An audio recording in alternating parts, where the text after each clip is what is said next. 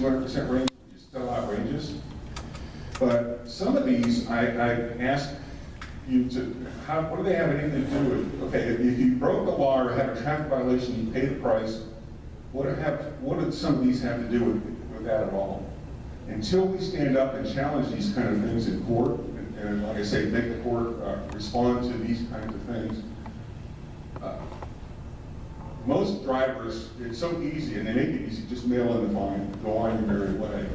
I hope, if you take nothing else away from this talk tonight, if you do get a ticket, I hope you don't, that at least you show up in court and challenge the ticket. We have some tools, and I'll talk about those that will help you with that.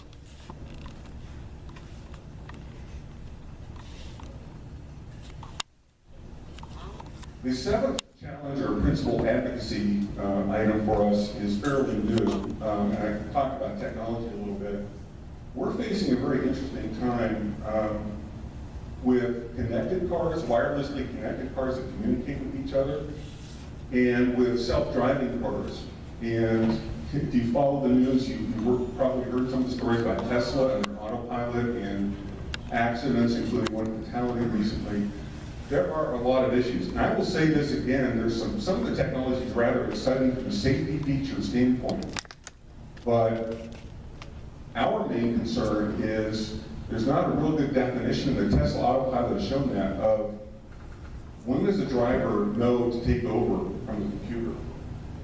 And looking around the room, and even if we had 16-year-olds just getting their learner's permit, I'd say the same thing. Over our lifetime as drivers, remaining lifetime as drivers, we're going to see a mixture of human-driven cars, computer-driven cars, and kind of a hybrid of semi-computer-driven, half human, half computer. And that's going to create all kinds of legal complexities of who's responsible, who's liable. And you know, big money's behind the auto manufacturers who are putting out, like Tesla, putting out these systems without fully educating the drivers on when are you responsible for taking over for the computer. So a lot of our efforts at the National Motorist Association going forward are going to be, so that we don't turn into kind of the black box thing where, 20 years from now, very few states have any laws that protect drivers against these kinds of things. I'm just curious, have you been keeping up with driverless cars, or with your general thought of having a car drive for you? My own personal one is this kind of hybrid situation. I would rather be in full control freak anyway, but rather than sitting at the ready, I think I'd get more nervous saying, okay, do I take over now? Sitting behind the wheel kind of just, anyway, it's got a long way to go. And we're in jeopardy in the meantime.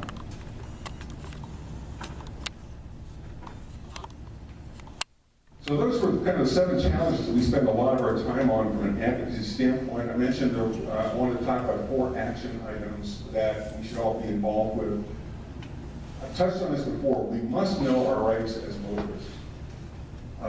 Because we're an advocacy organization for all of the motoring public, we have some helpful guides on our site. These are free.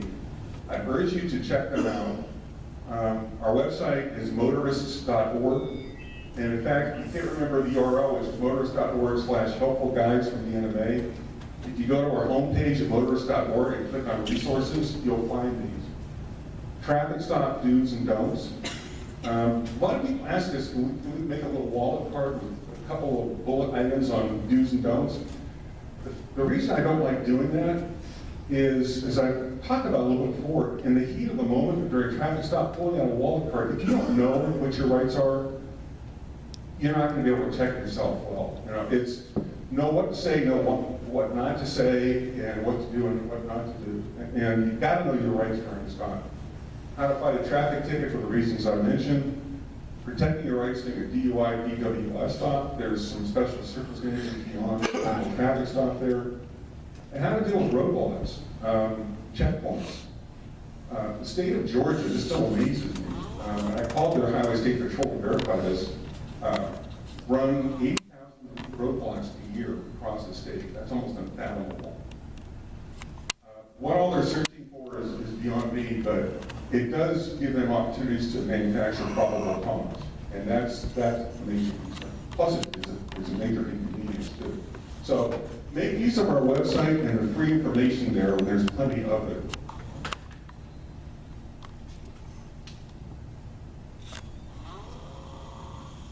Get involved. I can tell from even the talk before I got up here that you are very much involved, and that's why I like talking to these types of organizations.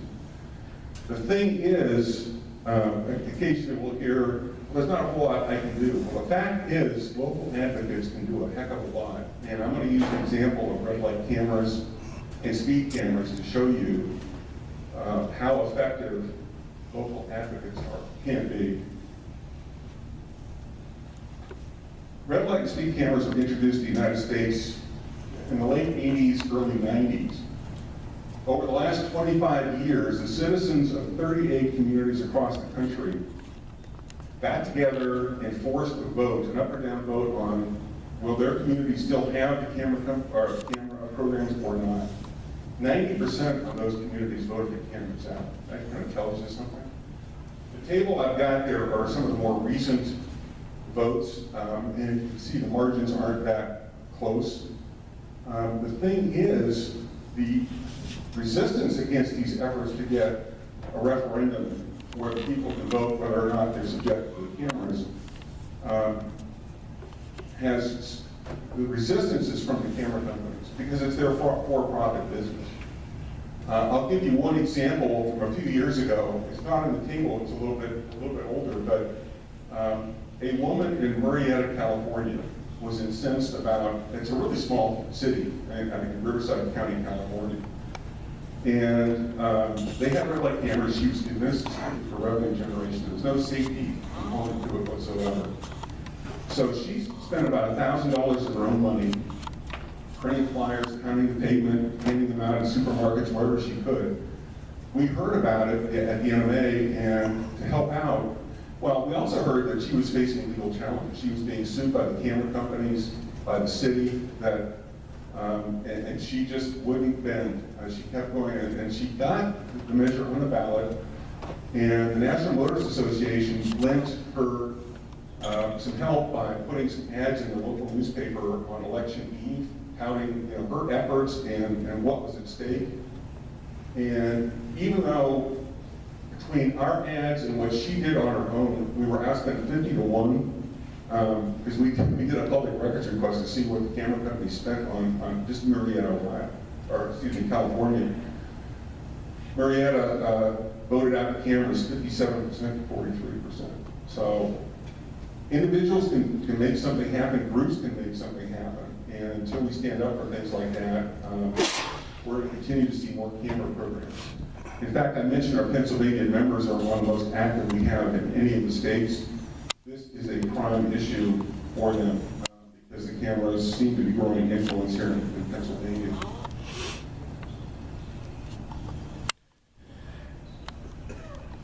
We have to demand government transparency. And we have one of the most powerful tools for advocates, and that is the public records request or the Freedom of Information Act request at our disposal. We just don't use it enough. And I mentioned helpful guides. We have another one on our site. It's also free. It's an 11-page guide on how to write and issue an effective public records request. We use this all the time. Take a look at it. If you want to find out why does a stop sign at a certain location, why do they put a ticket camera at an intersection that has the highest volume but not the worst accident rate? That happens a lot. And I think the answer is kind of obvious because they can generate more tickets that way. Why is the speed limit set at a certain level? What traffic study was done to support that? And it goes beyond traffic issues, but make the government, local, state, federal, doesn't matter, make them open kind of their books and show you what's going on, how they're making decisions. So if you go to motorist.org/FOIA, FOIA-guide, you'll be able to download this guide, and it gives you state-by-state references on how to cite each state's public records law, and also some sample language to use to effectively get what you're looking for, basically.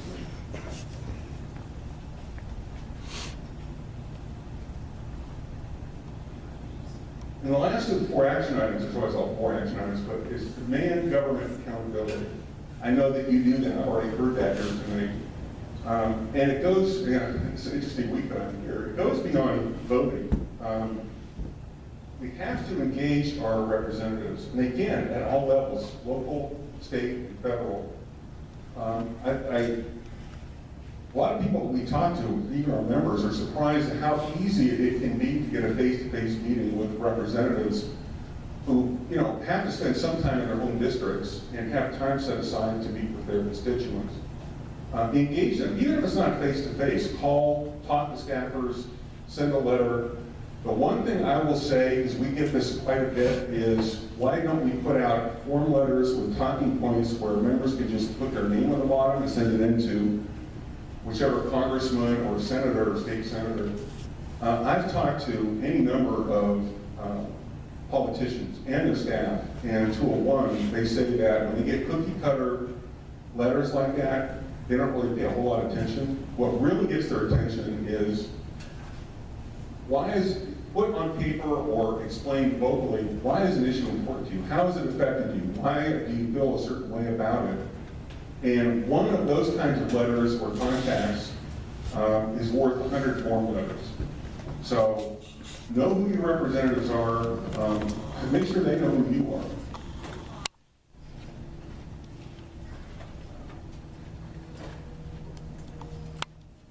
So in summary, know your rights as a motorist, very important, isn't it, for individuals.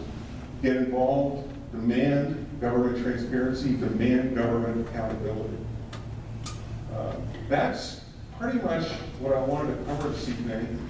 I know we have time set aside for Q&A.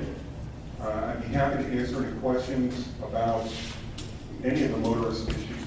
Yes, sir. I've got a question on safety. This government notice has cars and motorcycles driving around the place. Do they realize that during World War II, trucks, jeeps, tanks, whatever, drove with the lights on, cars camouflage? Because it made it very difficult for an artillery spotter to tell the distance or speed of the vehicle. With the lights on? With the lights on. But if you look today at a car coming at you, you can't know how far away it is, how fast it's going. You can't even tell the color. And yet, they say that's for safety. Yeah, daytime running lights was a federal standard for a while for car manufacturers. We've been against for that reason. People kind of get anesthetized, and motorcycles particularly. I do not see motorcycles. You don't see them. I mean, it's hard enough to see them anyway. We should always look twice to make sure, but with daytime running lights or headlights, in fact, driving up here, I went through a number of work zones that weren't active, but it was, it's a state law to turn on your headlights as you're going through a work zone. I think it's counterproductive. Well, who did the study, or how did they come up with that's for safety? In other words, like you said, that's the law in a construction zone. I honestly don't know. Any other questions, folks? Yep. Bruce? You mentioned we have rights as motorists when we're stopped. Could you briefly just repeat some of those rights, please? Yeah, they're absolutely critical, and again, you'll find them on our website. Don't offer any information. You're not, there's a whole self-information thing that you're immune from, but people get too talkative. Keep your hands visible. You want to diffuse the situation. You're anxious, but particularly with the current events, police are rather anxious too. The best ticket defense is not to get a ticket. So the first thing you want to do is kind of keep your hands visible. As I mentioned, if you've got a cell phone, before you put your hands on the wheel when the officer's approaching your vehicle, don't leave anything out in the open that might cause additional questions. But if the officer, the typical question is, do you know why I stopped you? No. Can you tell me why you stopped me? Don't say, well, I might have been going too fast. Well, that becomes a record, that he marks, and if you go to court, that will be used against you. You know how fast you were going. no, how fast do you think I was going? You know, just kind of feed questions back, and don't be smart about it, or smart ass, if I can use that word, but, you know, be civil, but don't offer information in those kind of situations. Are you aware of mandatory quotas with certain police departments in Pennsylvania?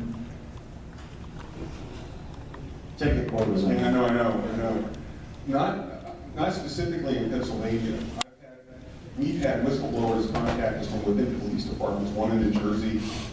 Haven't heard specifically about Pennsylvania, but when I was contacted by that fellow, officer in New Jersey, who, he said it was demoralizing for the entire department. They were being harassed if you don't have this many tickets issued. We went into a kind of research mode and looked at a number of state laws, and there's a ton of loopholes where, you know, there's almost anti-ticket quota laws in every state, but what they say is ticket quotas can be used to evaluate an officer, but in the overall picture, the statistics do matter. So it kind of negates itself. You asked the question, Jeremy, are there stories or? Actually, I have a factual statement. Yeah. A few years ago, I was called to jury duty, and lo and behold, I was elected jury foreman. I don't know how that happened, but I had the biggest mouth. Anyways, this woman had left a bar, Blind Hartman's up on Route 12, right here, and was pulled over by a state policeman at 11:30 at night. It was winter time, it was November, so it was chilly out. She was a little skinny thing. Factually, she only had one drink. She stopped in, she was only there for half an hour to meet with her girlfriend. Her dog had just died. This all came out in court. So she was wearing high heels. I have never worn high heels lately, but I understand it's hard to drive in high heels. So she was barefoot with just her stockings on. So this state police officer made her get out alongside the highway on Route 12 at the 11th Street exit, and she was walking on the little spall, so of course it made her stumble a little. So they claimed the officer claimed she was drunk driving. Now she had one drink,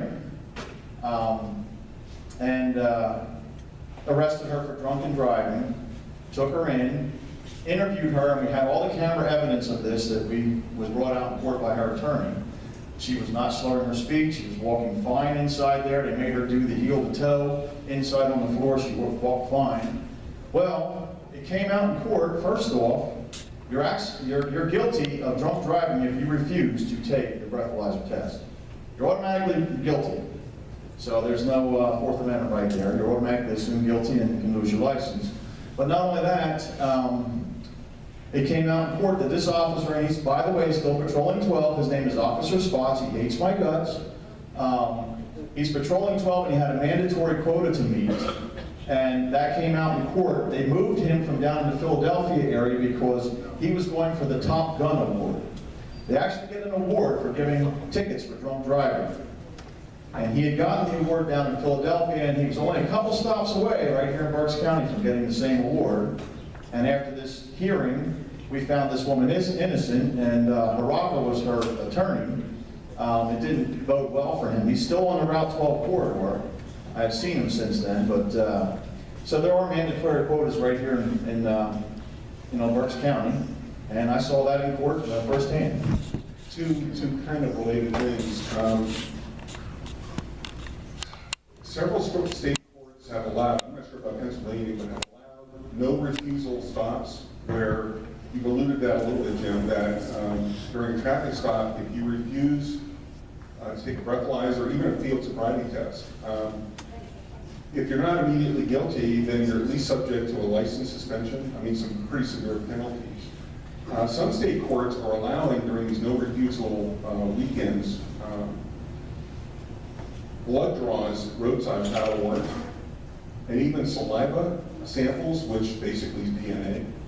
That's extreme. I mean, the ACLU is involved with this, we're involved with this. Texas does a lot of that. It's almost kind of going rogue and talk about violating our rights.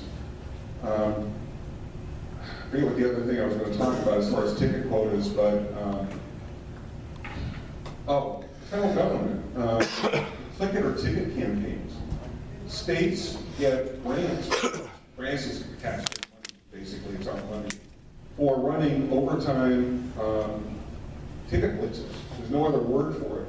whether it's click it or ticket or setting up roadblocks like Georgia seems to love to do. So basically,